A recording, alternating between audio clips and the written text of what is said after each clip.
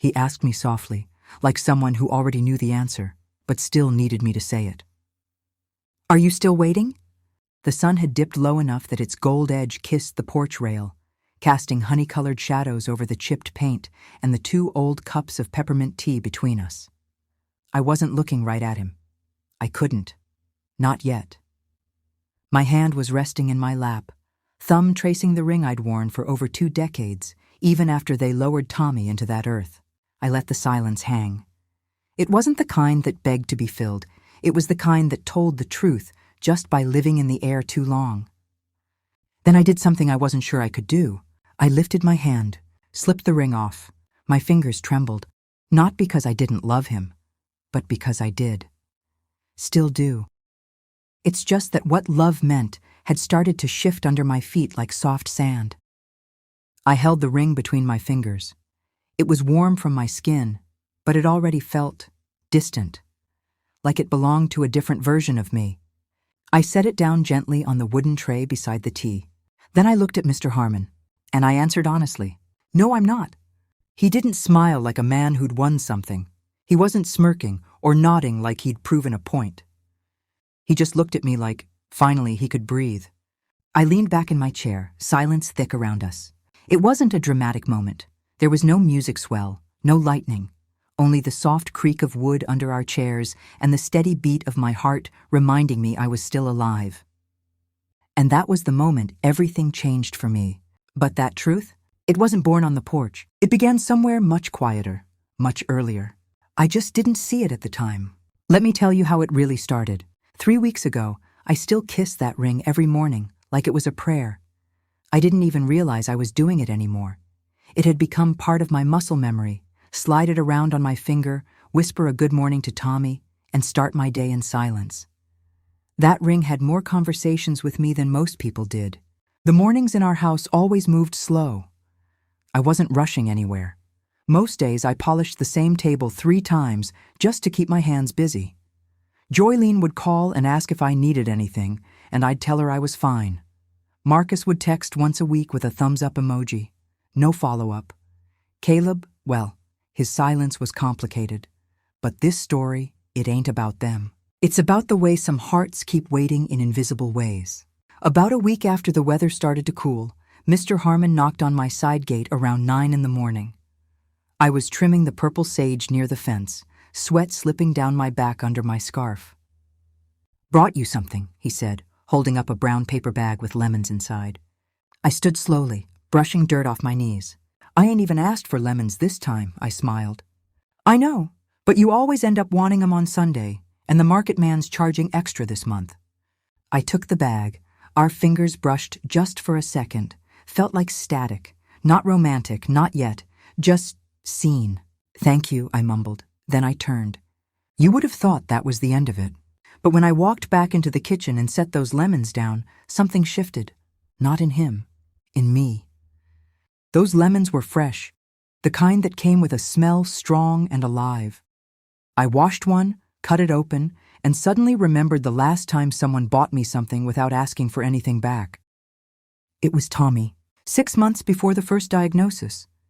He brought me a little pot of honey and told me it was to sweeten the years to come. He died a year later. After that, anything sweet felt dangerous, like a trick. And Mr. Harmon, he was kind, but kindness started to feel like a setup after enough loneliness. I told myself the lemons meant nothing. But then a few days later he came back, this time with a book, a mystery novel, the kind I devoured before Tommy left. He said he noticed I had a shelf of them sitting untouched. "I don't want to intrude," he said, standing just past the gate again.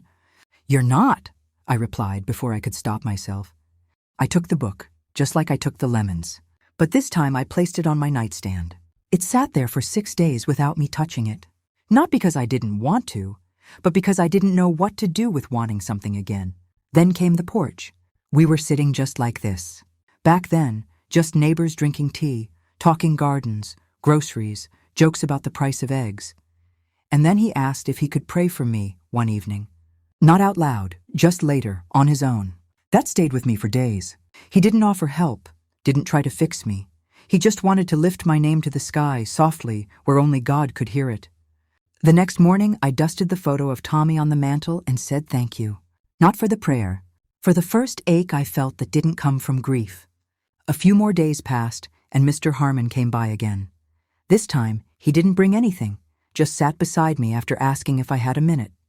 That's when it happened. The moment. He was watching the sun set real low, the light turning amber on the porch slats, and he said something simple.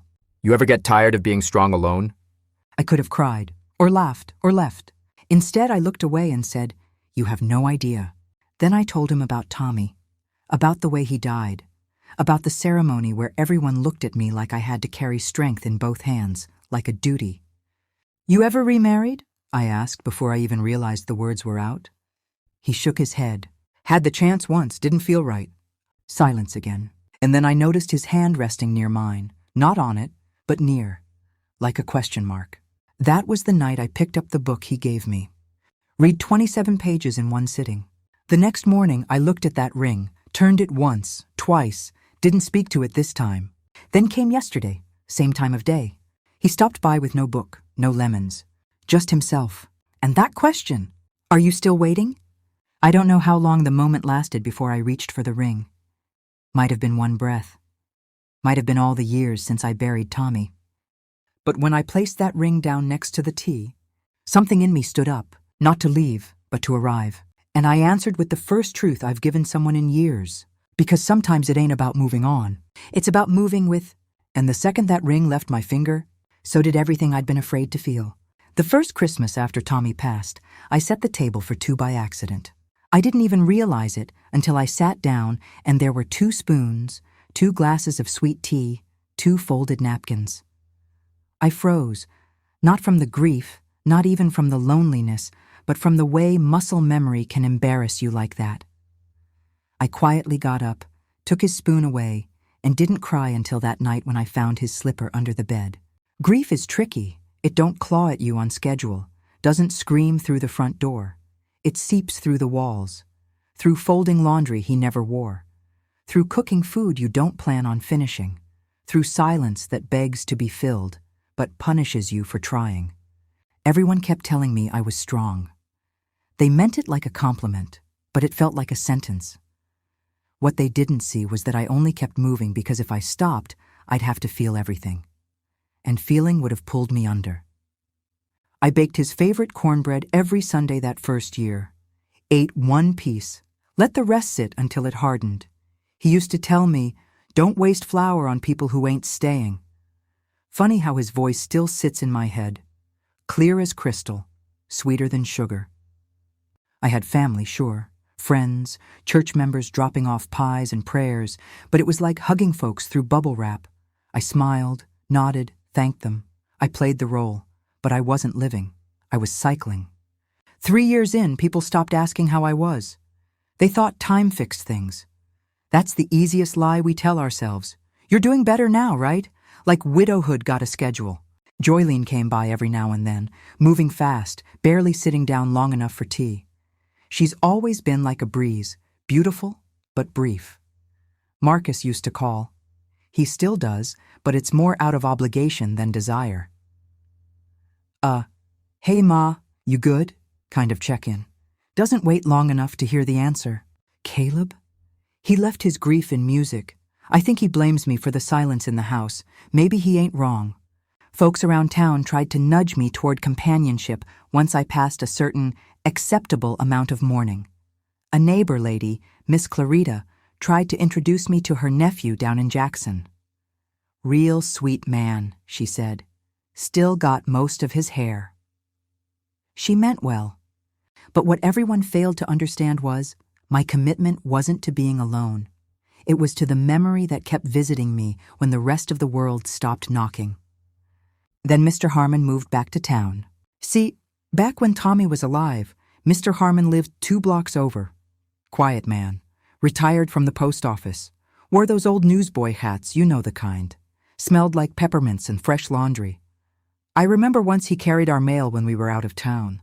Left notes tucked inside the stack like, "Water your plants when you return, or they gonna die on you." Then he left town for a decade. I guess chasing things he ain't talk about much. When he moved back, I hadn't even noticed until he passed me on his porch one day and tipped his hat. Said, "Ora Mae, still out here making the block look good, huh?" I smiled politely but didn't stop walking. He chuckled and waved, knowing good and well I wasn't ready for more than that. I wasn't rude, I just wasn't ready. The next few times, he'd pass by with a nod or a bag of groceries tucked under his arm, always on foot, never in a rush. One day in early spring, he was pulling weeds near his mailbox. I was walking back from Piggly Wiggly, arms stretched from those handles biting into my palms. He offered to carry one. I said no. Then one slipped. Eggs cracked on the sidewalk like cruel timing. He didn't say "I told you so." Just helped me gather what we could, put things back into place, and said, "That sidewalk's got no mercy. Neither does grief." I looked at him sharp. That was the first time I'd heard someone acknowledge it in years. When I got home, I cried, not because of the eggs, but because someone saw me. Still, I avoided him for a few weeks after that, kept my routine tight, same hour walks, same corner turns. He let me, never pushed. But the day he knocked on my gate and handed me that bag of lemons, Lord, my hands shook, taking it. You'd think it was dynamite. Not because I was afraid of him, but because I realized I missed being thought of. I didn't ask him to bring them. He just knew I liked fresh lemon in my tea. That gesture kept replaying in my head. Why would someone remember something like that? The week after, I was watering my porch plants when I felt the presence before I even heard him. He'd stopped again. No bag, no book this time. Just stood at the fence. Said, "You know what I miss most from the neighborhood? The way you used to hum while sweeping your porch? You still hum when you're happy?" It caught me so off guard, I stopped mid-water. I hadn't hummed since Tommy's last hospital stay. He made me feel seen, present, but also exposed in a way I hadn't allowed in years. My instinct? Retreat. I nodded politely and stepped inside. My chest thudded so loud I felt it in my throat. Later that night, I caught myself humming, just a small tune. Didn't even realize I was doing it. I stopped mid-note, laughed a dry little laugh and whispered, "Old man got me thinking I still got a melody left." The next week, Joylene called, said, "You know, Ma, I've been thinking maybe it's time you did something for yourself. Don't spend the rest of your life wearing widow like a badge." I snapped. Quiet but firm. Told her grief ain't a cardigan you can just take off when the forecast changes. She sighed, probably biting her tongue. Joylene means well, but she doesn't get it. She got her career, her city apartment, and a boyfriend who can't commit, but she still thinks the world needs to be neatly organized in files. The following Sunday, the pastor preached about waiting, said sometimes waiting is wisdom, but sometimes it's disobedience disguised as patience. Those words snuck down into my ribs. I didn't sleep that night. Woke up and found my wedding ring twisting on my hand like it was suddenly unfamiliar. That was the day I opened the drawer where I keep all Tommy's letters. There was one I didn't remember reading, an anniversary note in his scratchy Preacher on Sunday handwriting. No date on it, just a folded piece of paper aged soft with time. It said, "If something happens to me, don't live like a tomb. You're too full of stories. Let someone hear them. Even if it ain't me." My knees buckled. I dropped down right there in the hallway and cried into my apron. I told myself I was waiting on the right time, but really, time had been waiting on me. Later that night, I stepped outside, stood on the porch, and just breathed. No scarf, no tea, no mask. And Mr. Harmon walked by, didn't try to come up, but stopped a few feet from my gate and said, "You ever get tired of being brave for a memory?" I didn't answer. But the next morning, I picked up that ring, and I stared at it long. I began humming again, louder this time, because no matter how loud I tried to keep my silence, life had been singing around me for years. I was just finally starting to hear it again. It had rained the night before, not heavy, not storming, just enough to make everything in the yard feel rinsed. New. The porch rails were damp, the bricks smelled like earth, and the air held that soft sweetness it only gets after a storm has passed. I woke up early, earlier than usual. The kind of early where the light hasn't fully settled yet, and the world's still stretching. I made my tea, sat in my favorite chair by the window. The ring was back on my finger, but it felt different now. I wasn't wearing it out of duty anymore. I was holding on to it like a question, like it was time to return to the drawer. Maybe not to forget, just to rest. I had barely sipped my tea when I remembered the letter. The one I'd found tucked into the bottom of Tommy's old wooden box 3 days ago. I had read it twice by then, but that morning I picked it up again, like I was hoping the words had changed. That maybe I'd misread what he said. That maybe it didn't feel like permission. But it did. If I'm gone, don't harden. Keep listening for heaven. And if someone comes knocking, love doesn't always come looking like you expect. But don't let my ghost stop you from answering. I read it slow. Then again, this time with my hand covering my mouth, the way I always did when I felt something too real. I folded the letter quietly, laid it on the table. Then I did something I hadn't done in over a year. I called Mr. Harmon. He didn't answer with hello. He said, "Been thinking about you." I smiled. "Can you come over this evening?" I asked. "Just for tea?" "I'll be there," he said without pause. That evening I dressed slow, not trying to impress, just clean. Gold blouse, soft cotton pants, house shoes worn neat, tied my scarf looser than usual. Let a few pieces of gray curl fall soft by my cheek. When he knocked, I didn't make him wait. He stood like he always did, hat in hand, cardigan over a button shirt, eyes smiling before his lips did. "Smells like something fresh.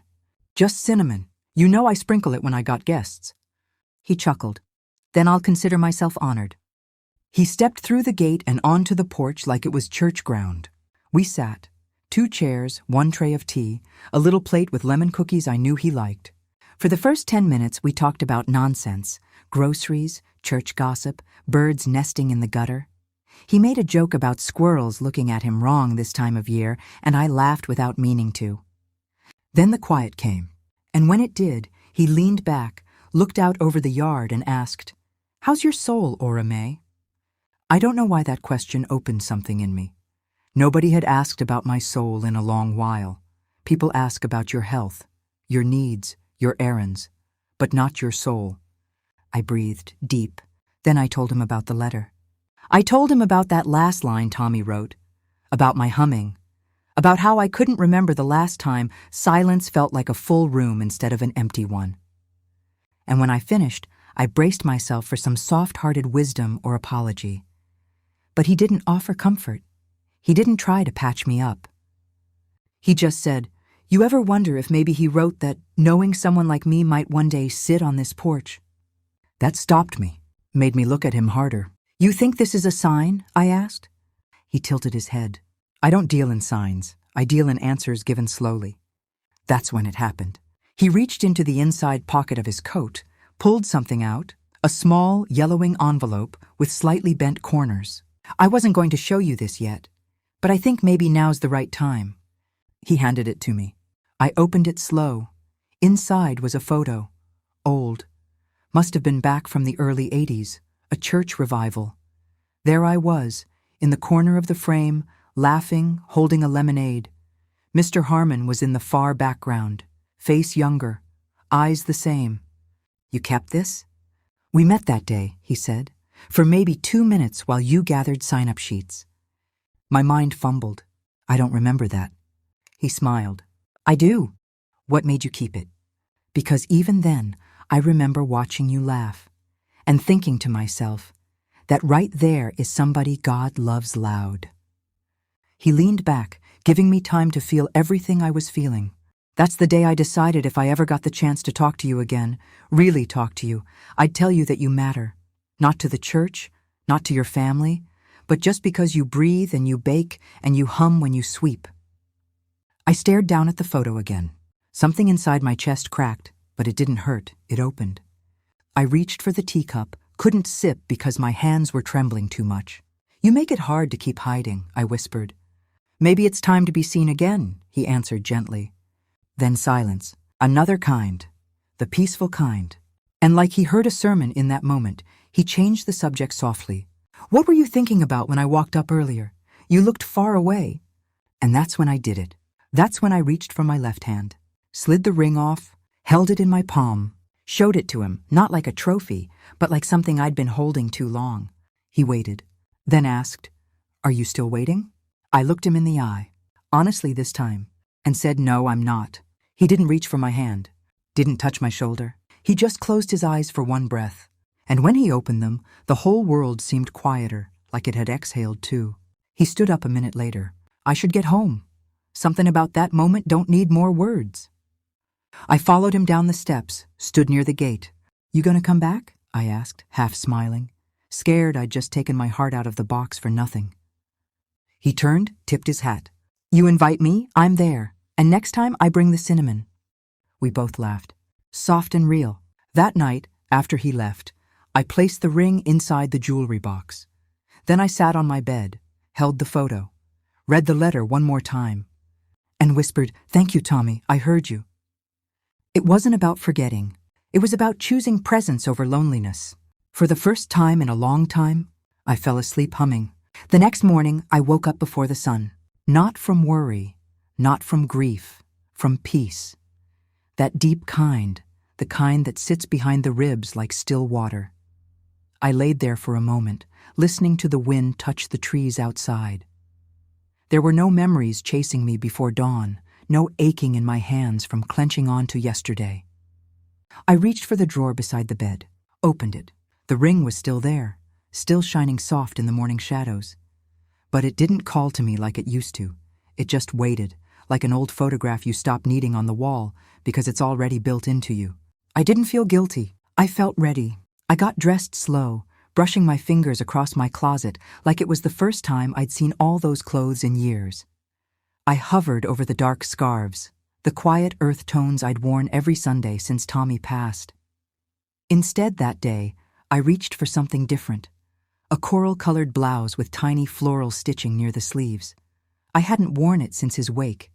It felt soft, light, familiar, like a song you used to sing and forgot you still knew the lyrics. I fixed my hair back, not tight, not combed into control, just soft, comfortable, honest. 2 earring studs, bare lips, a fresh face shaped by time, not performance. Downstairs, the house was humming, not literally, but you know when a space feels awake? When light starts to land in new places? I wiped the counter twice, not because it was dirty, I just liked the motion. I baked biscuits, boiled 2 eggs, laid out preserves, and then, on impulse, I folded a napkin across from mine. Later that morning, Joylene called, said she was thinking about swinging by. I told her I wouldn't be home long. "You going somewhere?" I smiled, stirring honey into my tea. "Yeah, I think I got some living to do today." There was a pause on the line. I could hear her thinking. Maybe remembering something from her childhood, when her mama used to dress up sometimes for no reason and dance a little longer in the kitchen. "Well, call me later. I want to hear about it." "You will." I stepped out onto the porch. The sky was still early enough to be clean and bold, the color of peach skins and possibility. I stood there, breathing. Let the air find all the corners of my body I'd been ignoring for too long. A few houses down, Mr. Harmon was kneeling by his fence, working with a short-handled pruning blade. I stayed where I was. He looked up, nodded. "Mornin'," I raised a hand. "That cinnamon still coming?" He grinned with something tender behind it. "Oh, it's on the way." That week came easy. The days didn't drag. They didn't fly neither. They just were soft, framed with good walks, better sleep, and the kind of quiet that didn't make me cry anymore. I went to the market again, bought peaches without wondering who I'd share them with. I picked flowers from the collapsing bushes and put them in a jar by the windowsill. They died 2 days later, but Lord, they were beautiful while they lasted. That Thursday night, there was a knock at my door. Not the front one, the screened back door off the kitchen. I stopped what I was doing, wrapping leftover cornbread. When I opened the door, it was Mr. Harmon standing with a steaming little container in his hands. "Brought you something," he said. "Cinnamon?" He held it out like a peace offering. "Fresh biscuits, actually. Figured I'd better return the favor before you start billing me." I opened the screen. "You coming in, or you want me to praise you from the porch?" He stepped inside. We ate quiet. No tension. Just casual movement. I poured sweet tea. He picked apart a biscuit slowly like it was the last one on earth. Then, without drama, he said, "Do you ever wonder what your life would have felt like if you hadn't stopped laughing so soon?" My breath caught, but just for a second. I looked down, traced a crumb between my fingertips. I stopped laughing when silence started feeling safer. He nodded, took that in like a gentleman who knows not to tread too hard on sacred ground. "I don't want to be the reason you laugh again," he said. "I just want to remind you that you still can." A few days later, we went to the community event down near the rec hall. I hadn't been out like that in nearly 5 years. All those folding chairs and lemonade pitchers and old acquaintance stares. But it didn't make me small the way I thought it would. He sat next to me the whole time like it was the most natural thing in the world. And when people asked who he was, he just smiled and waited for me to answer. "He's a friend," I said. And Lord, I meant that with my whole chest. After the event, we walked home slow. Our shadows trailed beside us, quiet like sleeping dogs. We didn't speak much, just a glance, a laugh, a shared memory about a tree someone painted neon pink and no one ever changed back. When we reached my porch, he stopped at the gate. "Do I come in?" "Only if you're staying a while." He didn't answer. He just opened the gate, and I didn't stop him. I made us tea. We sat like we always had, and right before sunset melted into dusk, he said softly, "I didn't think this was still possible for either of us." I looked over, not like in a movie, just in the way you do when the truth lands nearby. It was never impossible. It was just hidden under everything I never made space to feel. Days turned into comfortable patterns. We didn't become a couple announced in newsletters or church whispers. We just started showing up as each other's +1 to life. He helped me move the rocking chair. I gave him half of my Nobel seeds from the garden.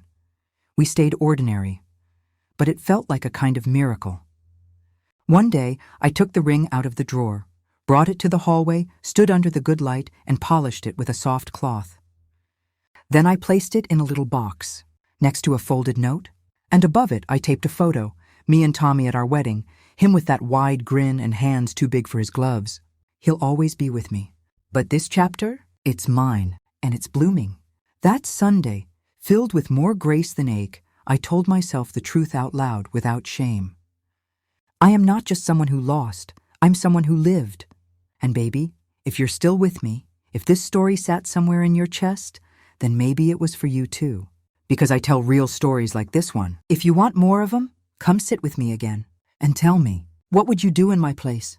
That fall, the leaves turned slower than usual, like even the trees were taking their time, no longer rushing out of one season and into another.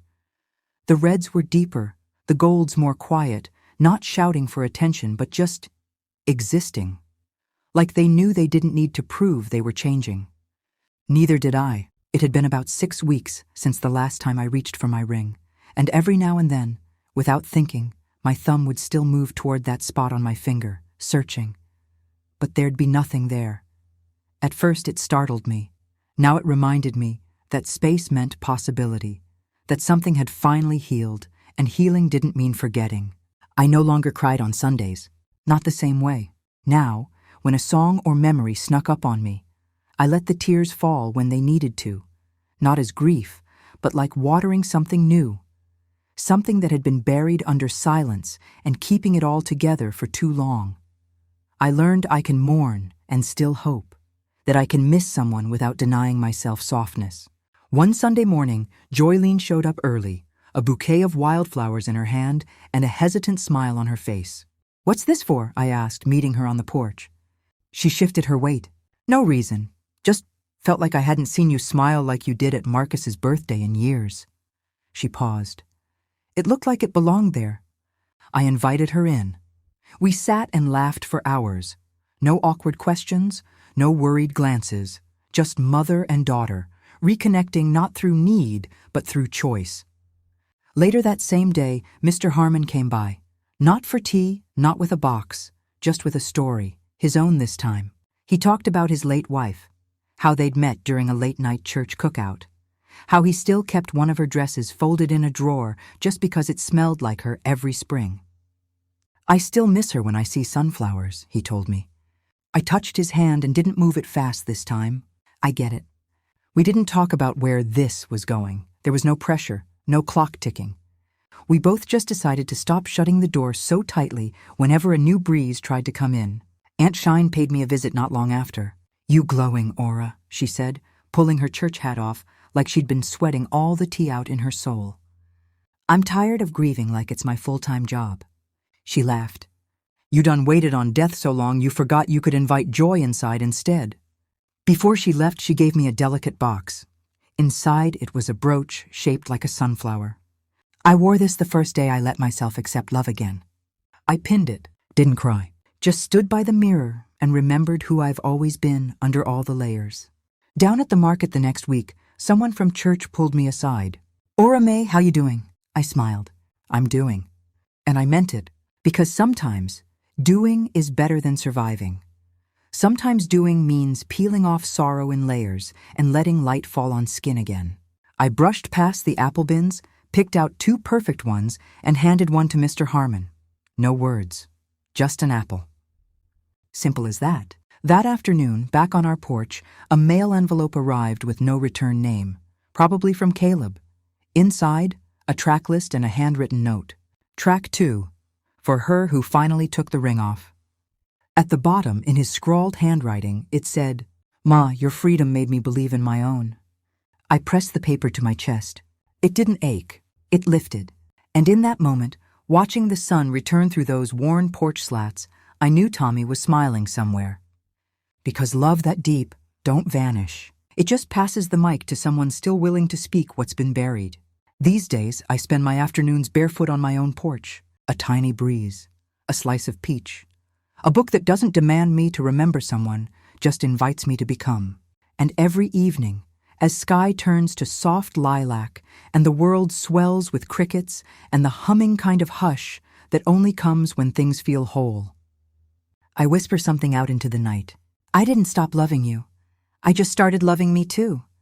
And baby, if you're still listening, thank you. Thank you for carrying this story with me. If it meant anything to you, if you've ever had to choose between waiting and living, come sit with me again. I tell real stories like this one. So go on and subscribe to Tales of Ora Mae. And tell me in the comments, what would you do in my place?